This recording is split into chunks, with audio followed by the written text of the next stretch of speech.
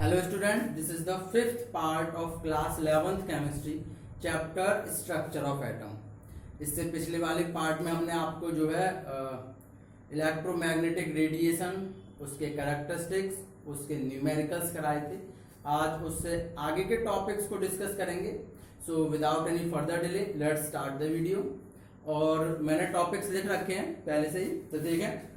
Next topic आता है आपका इलेक्ट्रोमैग्नेटिक स्पेक्ट्रम।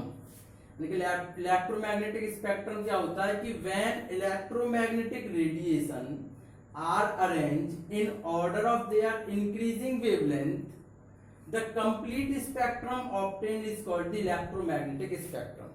तो हमने इलेक्ट्रोमैग्नेटिक वेव्स पढ़ी थी कि जब भी कोई भी रेडियो एक्टिव एलिमेंट्स मतलब जिसमें से ऑटोमेटिकली अल्फा बीटा गामा और डिफरेंट टाइप्स की रेज निकलती रहें, उसे हम बोलते हैं रेडियो एक्टिव एलिमेंट्स। जिससे रेज निकल रही हैं उसे बोलते हैं हम रेडियो एक्टिविटी, ठीक है ना। और उससे जो भी रेज निकल रही हैं उनका अगर हम एक ऑर्डर बना दें, increasing order of there wavelength, उनके वेवलेंथ के इंक्रीजिंग ऑर्डर में अगर उन्हें अरेंज कर दे तो उसे हम बोलते हैं इलेक्ट्रोमैग्नेटिक स्पेक्ट्रम, ठीक है ना। तो वही चीज यहाँ पे when electromagnetic radiation are arrange in order of their increasing wavelength the complete spectrum obtained is called the electromagnetic spectrum. तो इसमें जो सबसे कम वेवलेंथ की जो रे होती है वो होती है कॉस्मिक रेज, उसके बाद gamma rays, X rays, ultra violet rays जिसे हम यूवी रेज भी बोलते हैं, visible rays, infrared rays, microwave rays और रेडियो वेव्स। तो जो सबसे ज्यादा जिनकी वेवलेंथ होती है वो होती है हमारी रेडियो वेव्स। क्लियर है। उसके बाद में नेक्स्ट टॉपिक आता है black body radiation. Black body radiation क्या है? If a substance being heated, यानी कि अगर कोई सब्सटेंस हीट किया जाए is a black body, the radiation emitted is called black body radiation. यानी कि कोई सब्सटेंस जो कि ब्लैक बॉडी है, काला कलर का है, और अगर उसे हीट करने पर वो रेडिएशन या फिर different types of rays emitted करता है तो उस फिनोमिना को हम बोलते हैं ब्लैक बॉडी रेडिएशन। अब ब्लैक बॉडी क्या होती है, ऐसा देखें कि ब्लैक बॉडी क्या है? दो substances which is perfect absorber and perfect radiator of energy is called black body. यानी कि वो बॉडीज या वो ब्लैक बॉडीज जो कि किसी एनर्जी को परफेक्टली एब्जॉर्ब कर लें और उतना ही उसे एमिटेड कर दें, जितना उन्होंने एनर्जी एब्जॉर्ब करी है उतनी उसे एमिटेड कर दें, तो उसे हम बोलते हैं ब्लैक बॉडी, ठीक है ना। तो तीन टॉपिक हुए। पहला इलेक्ट्रोमैग्नेटिक स्पेक्ट्रम, यानी कि इलेक्ट्रोमैग्नेटिक वेव्स का उनके वेवलेंथ के अकॉर्डिंग जो है उसे इंक्रीजिंग वेवलेंथ के अकॉर्डिंग उसे अरेंज करना। उसके बाद ब्लैक बॉडी रेडिएशन, यानी कि वो बॉडी जिसे हीट करने पर वो जो है रेडिएशन एनर्जी एमिटेड करे, उसे हम बोलते हैं ब्लैक बॉडी रेडिएशन। उसके अलावा ब्लैक बॉडी यानी कि वो बॉडी जो परफेक्ट एब्जॉर्बर हो और परफेक्ट एमिटर हो, उस बॉडी को हम बोलते हैं ब्लैक बॉडी, ठीक है ना। नोट करें इसे। उसके बाद नेक्स्ट टॉपिक देखते हैं। नेक्स्ट टॉपिक आपका आता है फोटो इलेक्ट्रिक इफेक्ट। 11th के पॉइंट ऑफ व्यू से, क्लास 11th के से ये काफी इंपॉर्टेंट टॉपिक है, इससे न्यूमेरिकल भी काफी आते हैं। तो देखें फोटो इलेक्ट्रिक इफेक्ट क्या होता है? When radiation with certain minimum frequency, new not frequency हम न्यू से, एन से या एफ से डिनोट करते हैं, तो minimum frequency new not strike the surface of a metal, the electrons are ejected from the surface of the metal sheet. This phenomena is known as photoelectric effect, and the electrons emitted are called photoelectrons। मतलब यानी कि कोई भी radiated energy या फिर lights कह सकते हैं उसे, जिसकी कम से कम जो मिनिमम फ्रीक्वेंसी है, थ्रेशोल्ड फ्रीक्वेंसी जिसे बोलते हैं, न्यू नॉट हो, अगर वो किसी मेटल शीट पर गिरती है तो मेटल शीट से अपने आप इलेक्ट्रॉन्स जो है इजेक्ट होने लग जाते हैं। इस फिनोमिना को हम बोलते हैं फोटो इलेक्ट्रिक इफेक्ट। और फोटो इलेक्ट्रिक इफेक्ट, और जो इलेक्ट्रॉन्स मेटल शीट से निकल रहे हैं due to the incident of light, उसे हम बोलते हैं फोटो इलेक्ट्रॉन्स। तो इससे जो है जो अब बन रहे हैं, जो हमारे पास में सोलर सेल आ रहे हैं जो कि लाइट से जो है चार्ज होके इलेक्ट्रिसिटी देते हैं, वो इसी फंडामेंटल फिनोमिना पर जो है बेस्ड है, ठीक है ना। उसके बाद में थ्रेशोल्ड फ्रीक्वेंसी जो हम बोल रहे थे, मिनिमम फ्रीक्वेंसी, थ्रेशोल्ड फ्रीक्वेंसी जिसे बोलते हैं न्यू नॉट, ये क्या होती है?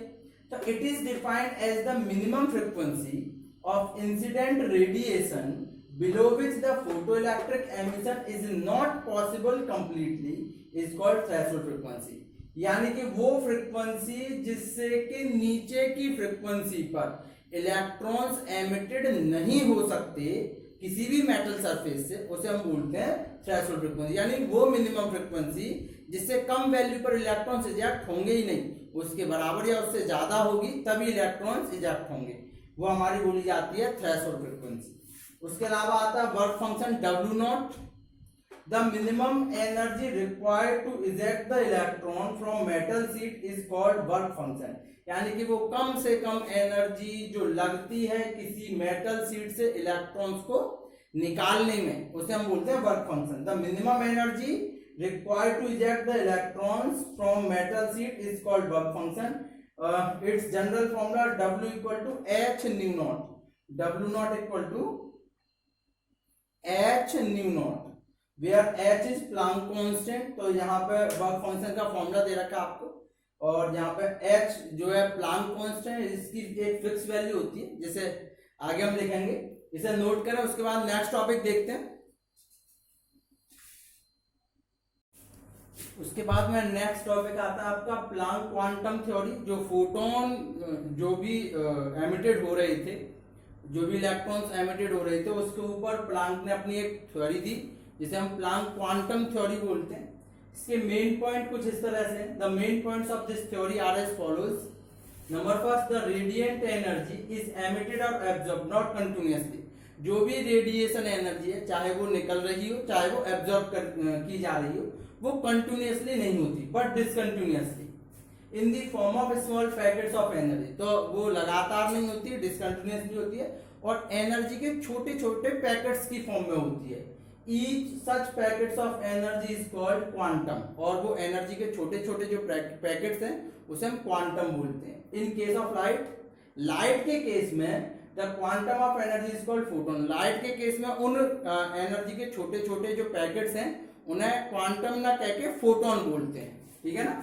तो ये फर्स्ट पॉइंट था कि कोई भी रेडिएंट एनर्जी जो कि एब्जॉर्ब हो रही हो चाहे वो एमिटेड हो रही हो, कंटिन्यूअसली नहीं होती, डिसकंटिन्यूअसली होती है और एनर्जी के छोटे छोटे पैकेट्स की फॉर्म में होती है। इन छोटे छोटे पैकेट्स को हम बोलते हैं क्वांटम, और लाइट के केस में हम बोलते हैं फोटोन। उसके अलावा the energy of each quantum is directly proportional to frequency of radiation. जो एनर्जी है वो डायरेक्टली प्रोपोर्शनल होती है जो भी रेडिएंट एनर्जी है उसकी फ्रीक्वेंसी की फॉर्म में। E directly proportional to nu, nu यहाँ पे फ्रीक्वेंसी है, और E equal to H nu. तो यहाँ पर H as a Planck constant है, where H is constant and it is called Planck constant. It's value is 6.626 into 10 की power -34 joule second. तो जो सेकंड है, जो भी एनर्जी है क्वांटम की, वो फ्रीक्वेंसी के डायरेक्टली प्रोपोर्शनल होती है। प्रोपोर्शनलिटी हटाओगे तो H लिखोगे, और H यहाँ पर एज ए कांस्टेंट है जिसे हम प्लांक कांस्टेंट बोलते हैं। इसकी वैल्यू 6.626 into 10 की पावर -34 जूल सेकंड होती है। तो ये आपकी प्लांक क्वांटम थ्योरी थी। उसके अलावा एक और आता है, जो भी इलेक्ट्रॉन्स आ रहे हैं और उनके जो मेटल शीट पर पड़ने के बाद जो भी फोटॉन्स जो आ रहे हैं जो मेटल शीट पर पड़ते हैं, हमने जो फोटो इलेक्ट्रिक इफेक्ट बताया था, उसके बाद जो इलेक्ट्रॉन्स रिलीज होते हैं उसके ऊपर आइंस्टीन ने फोटो इलेक्ट्रिक इक्वेशन दी थी। उसे और देखें,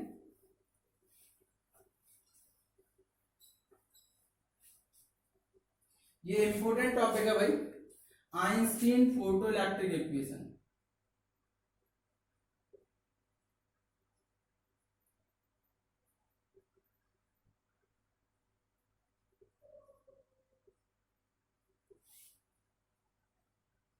आइंस्टीन फोटो इलेक्ट्रिक इक्वेशन।